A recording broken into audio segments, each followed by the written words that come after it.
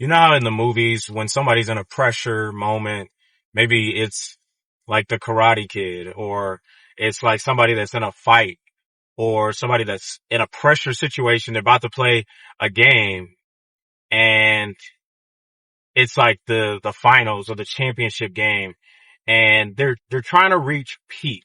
They're trying to reach the point where they can be at their best, right? What's interesting is that a lot of times they'll say, like, where's your happy place? Find your happy place, right?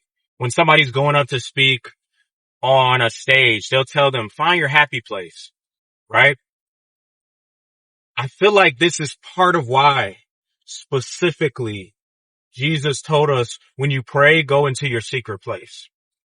It's not just a spiritual, but it is spiritual. It's not just spiritual.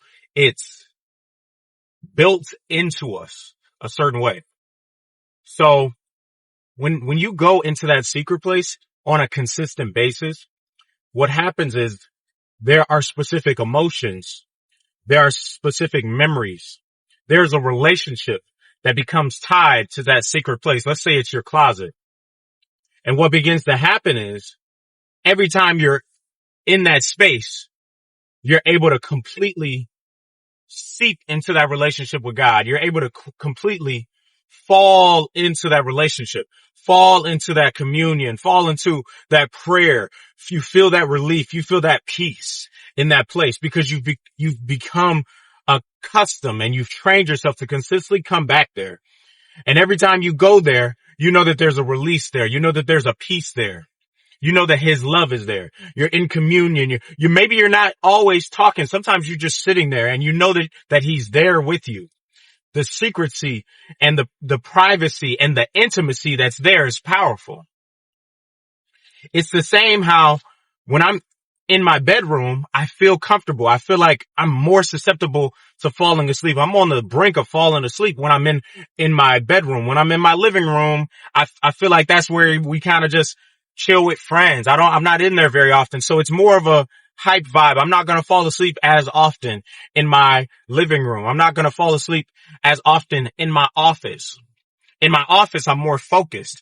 There's a degree of comfortability physically, but my mind is focused. It's focused on something what I'm going to do and where I'm going. Right? So there's certain emotions tied to different rooms. And this is built into our biology. This is the way God made us.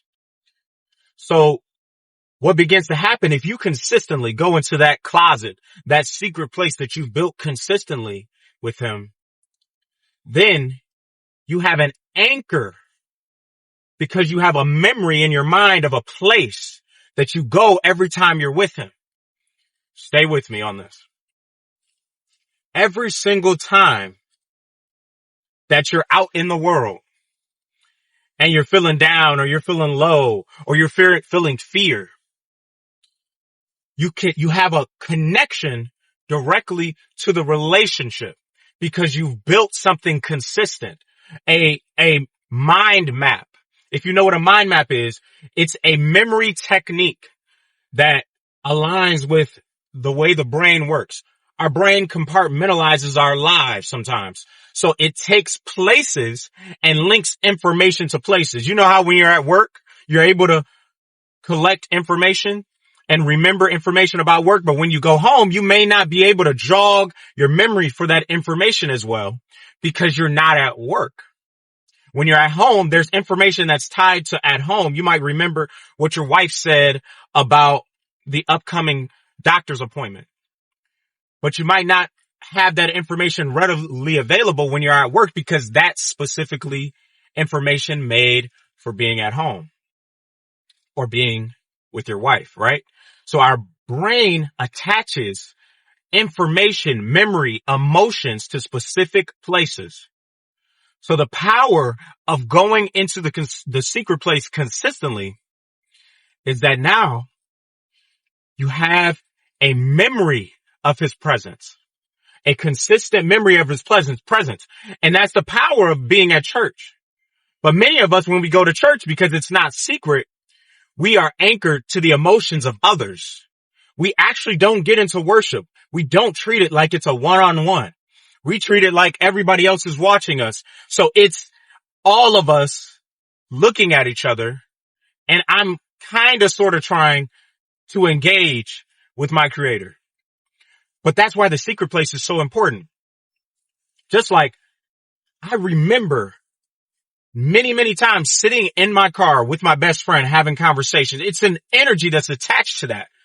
It's a memory that's sealed in my mind because we've done it consistently over many years. If you establish that in the secret place, if you establish that with God, the literal place will begin to expand. God help me. Literally, the space begins to expand because you'll be able to take the secret place everywhere with you. And when you're in the secret place, what often happens? You're in a closet, right? You're behind a closed door. So there's safety. There's comfortability. There's relief. The world has shut down and now it's just you and him.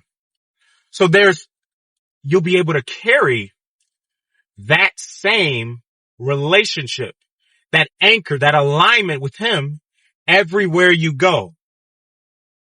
But you have to have built that consistency in order to remember the relationship, to remember his peace, because it's always readily available, but you have only accessed it in the secret place.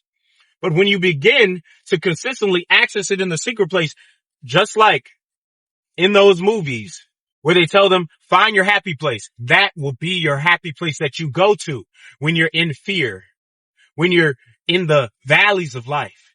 You'll have a place to latch onto. And it's a secret place with him, the relationship in him.